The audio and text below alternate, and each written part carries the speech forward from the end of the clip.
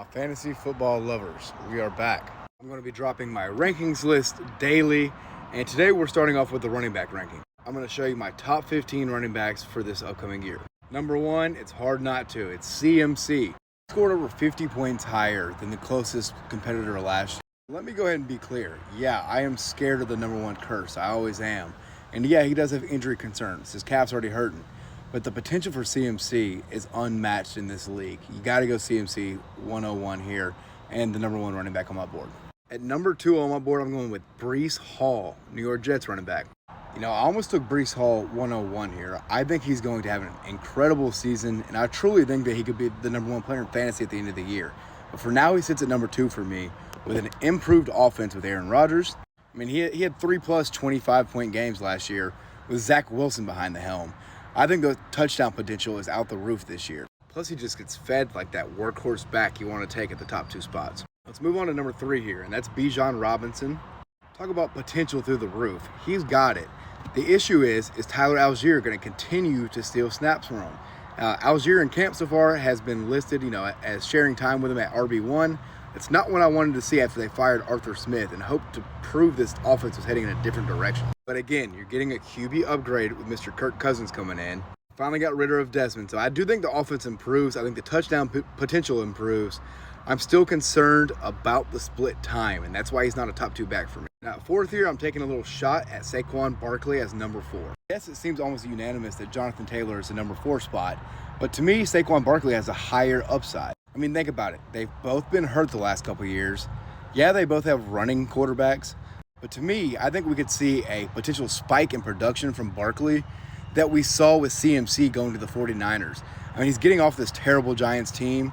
He's getting into an explosive offense, but I think he'll be a little bit more open down the year. So to me, the upside is worth taking him fourth running back overall. And then last on my tier one here is Jonathan Taylor at number 5.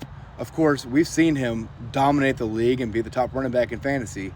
But to me, with Anthony Richardson, who's going to be running all the time, I don't like him above some of these other guys. Not to mention the injury history we've seen with Taylor over the last couple years. Still, that potential is good enough to keep him here in this tier 1 spot. Now let's move on to tier 2 here.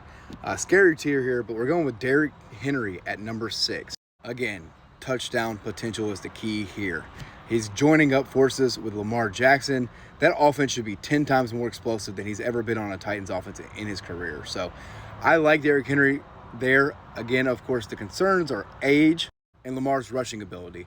We haven't seen too many running backs really dominate in their 30-plus season, but Derrick Henry is built different than any other running back we've ever seen. So for me, he's rated there at 6.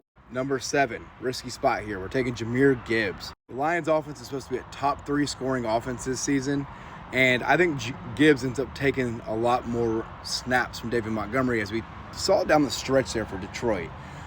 Gibbs did take some of those red zone touches, and that's going to be key for him to stay in these top 10 running back spots. But especially PPR, half PPR leagues, the man's a catch machine. I do think out of these two guys, more upside, more steady floor here. So I'm going with Derrick Henry. Now we're going number 8, Kyren Williams here for the LA Rams. And hopefully it doesn't make us say LA down, because Blake Corum is still there, and I think that can be a scary thing here.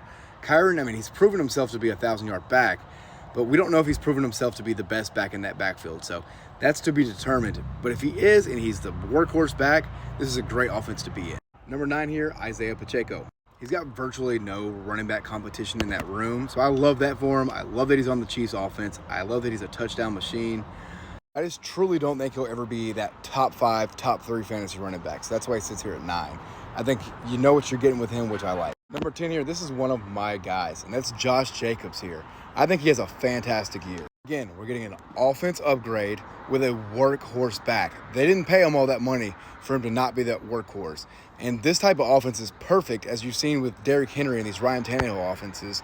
I think we can see the similar type effect here with Jordan Love running behind the helm here. I'm taking him above a lot of these PPR guys because I know he's getting 20 touches a game. He's going to be fed. He's going to be a workhorse. And to me, they're going to throw the ball to the running back at some capacity. They've been doing it for years, and Aaron Jones gone now. There's no other running back to catch these balls. Give me Josh Jacobs having an even better catching year than he's ever had before. Now at 11, we've got Travis Etienne, or that's what I called him when he was on my fantasy teams.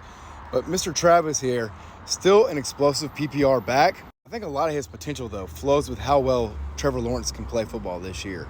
If they're scoring a lot of touchdowns, ETN, I think, will get in there. But another thing I'm concerned about here is Tank Bigsby taking some of these red zone touches. So I like ETN, but I don't like him enough to be in my top 10. But I think you know what you're getting from him, which is a consistent PPR back. Speaking of PPR backs, we've got Devon Achane here. Yes, he's setting records for scrimmage yards last year. The potential is unending. I mean, he could be the #1 player in the league. It's possible. But I run into issues here with the fact that, I mean, he's going so high, and I can't take him in the first 2 rounds, being that he's not the starting running back.